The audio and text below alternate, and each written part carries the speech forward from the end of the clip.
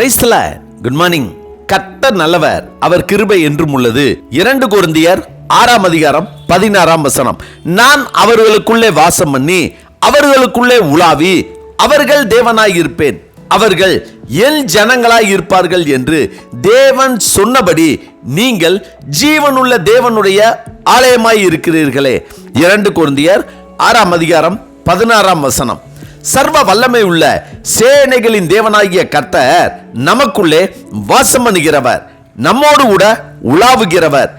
ஏன் நமக்குள்ளே வாசம் பண்ண வேண்டும், ஏன் நம்மோடு கூட உலாவ வேண்டும் என்றால், கர்த்தர் நம் முன்னோர்களோடு செய்த உடன்படிக்கையும் நம்மை தாயின் கருவிலே தெரிந்து கொண்டு அவருக்காக, அவருடைய ஊழியத்திற்காக நம்மை அழைத்திருப்பதால் அவர் நமக்குள் வாசம் பண்ணுகிறவரார், நம்மோடு கூட உலாவுகிறார். ஆபிரகாமோடு கூட செய்த உடன்படிக்கையை அவர் நினைவு கூர்ந்ததால் இஸ்ரவேல் ஜனங்களுக்குள்ளே உலாவினார், வாசமணினார். மோசேயையும் ஆரோனையும் சாமுவேலையும் தாவீதையும் கர்த்தர் தெரிந்து கொண்டார். சவுலை பவுலாக்கி தன்னுடைய ஊழியத்திற்காக அழைத்தார்.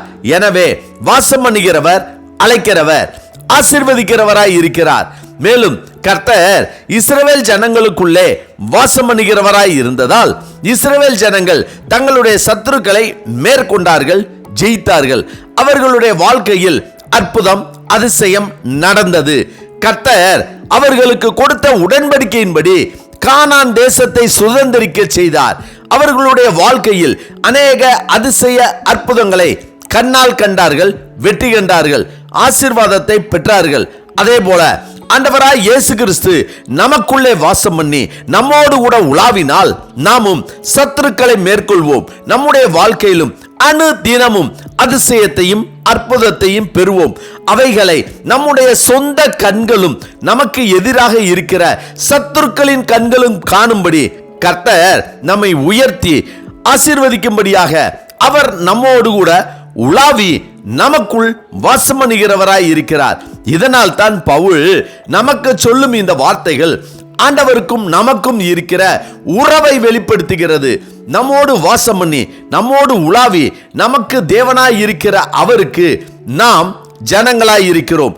நீங்கள் ஜீவனுள்ள தேவனுடைய ஆலயமாய் இருக்கிறீர்கள் என்று சொல்லப்பட்டிருக்கிறது. நம்மோடு இருந்து நமக்குள் வாசம் பண்ணி உலாவுவதால் நாமே ஜீவனுள்ள தேவனின் ஆலயமாய் இருக்கிறோம். பொதுவாகவே ஆலயத்தில் தயவு உண்டு, ஆலோசனை உண்டு, அனுக்கிரகம் உண்டு, ஆதரவு உண்டு, நன்மை உண்டு, உதவி உண்டு.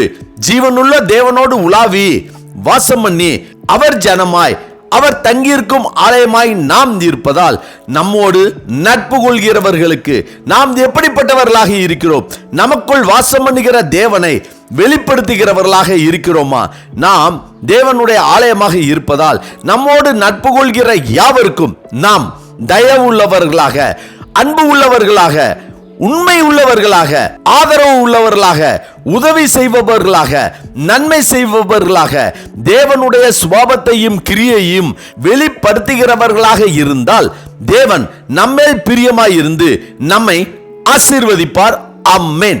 ஜெபிப்போமா. சர்வ வல்லமை உள்ள சேனைகளின் தேவனாகிய கர்த்தாவே, எங்கள் முன்னோர்களுடைய விண்ணப்பத்தையும் வேண்டுதலையும் கேட்டு அவர்களுக்கு கொடுத்த வாக்குத்தத்தத்தையும் உடன்படிக்கையும் நீர் நினைவு கூர்ந்து எங்களை தாயின் வயிற்றிலே தெரிந்து கொண்டு எங்களை அழைத்து எங்களோடு கூட வாசம் பண்ணுகிற எங்கள் தேவனாகிய கர்த்தர் நீர் எங்களோடு கூட இருந்து உலாவி வாசம் பண்ணி எங்களுக்கு நன்மையான காரியங்களை செய்து எங்களை ஆசீர்வதிக்கும்படியாய் ஆண்டவராகிய இயேசு கிறிஸ்துவின் இன்ப நாமத்தில் ஜெபிக்கிறோம் நல்ல பிதாவே.